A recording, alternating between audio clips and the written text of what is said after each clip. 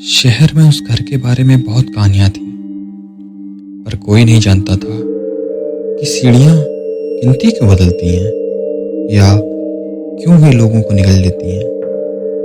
पर एक सच्चाई थी और उस सच्चाई का नाम था यशोधरा मेहता। यशोधरा 1924 की एक नामी वास्तुकार थी जिसे लोग सीढ़ियों का पागल कलाकार कहते थे। वह ऐसी सीढ़ियां बनाती थी जिनकी कोई शुरुआत और कोई अंत नहीं होता था, जैसे वे हवा में तैर रही हों।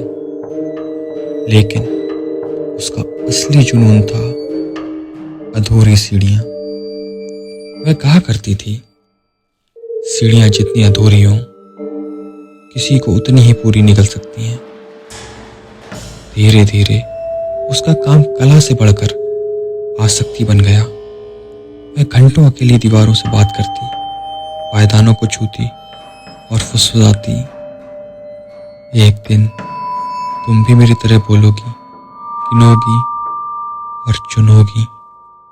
लोगों को उससे डर लगने लगा, और उसकी सबसे बड़ी कृति अभी बननी थी।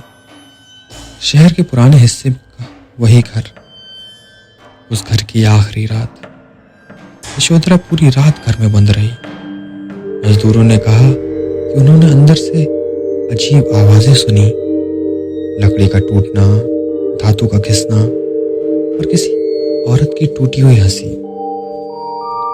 सुबह घर वैसा ही खड़ा था, लेकिन यशोधरा गायब थी। दीवारों पर सिर्फ एक वाक्य लिखा था जो मिटाया नहीं जा सका, सीढ़ियां अभी पूरी नहीं हुई। उस रात घर की सीढ़ियां बदलने लगीं। गिनती आगे पीछे होना, पायदानों का अचानक गायब हो जाना या दोहराना। लोग कहते थे कि यह बस एक संरचनात्मक गलती है, और जो अंदर गए वे कभी वह संख्या लेकर बाहर नहीं निकले।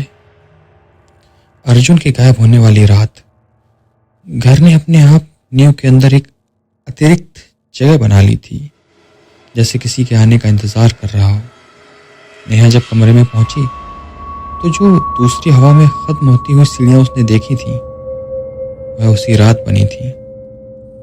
यशोधरा का नया अधूरा काम।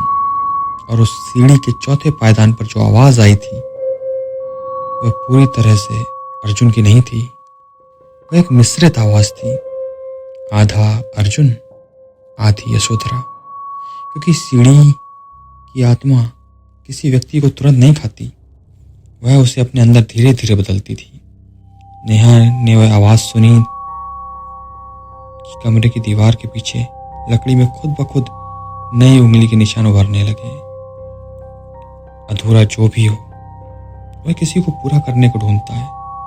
और तभी दूसरी सीढ़ी का 5वां पायदान अचानक बढ़ा, जैसे किसी ने उसे आगे खींचा हो। नेहा को पीछे हटना पड़ा। सीढ़ी ने हवा की दिशा खो दी और कमरे में ठंडी अंधेरी लेकिन मानवीय आवाज गूंजी, नेहा भागो मत, अधूरा हम सब हैं। यह आवाज अब पूरी तरह यशोधरा की थी। यशोधरा की आत्मा उसी रात घर में कैद नहीं हुई थी। वह गर्भ गर्भ की सीढ़ियों के भीतर थी। हर व्यक्ति जिसे वह पकड़ती उसे अपने अंदर शब्द, गिनती, सांस और अंततः चेहरा देती। अर्जुन अब उसका हिस्सा था। नेहा उसकी अगली आंख बनने वाली थी।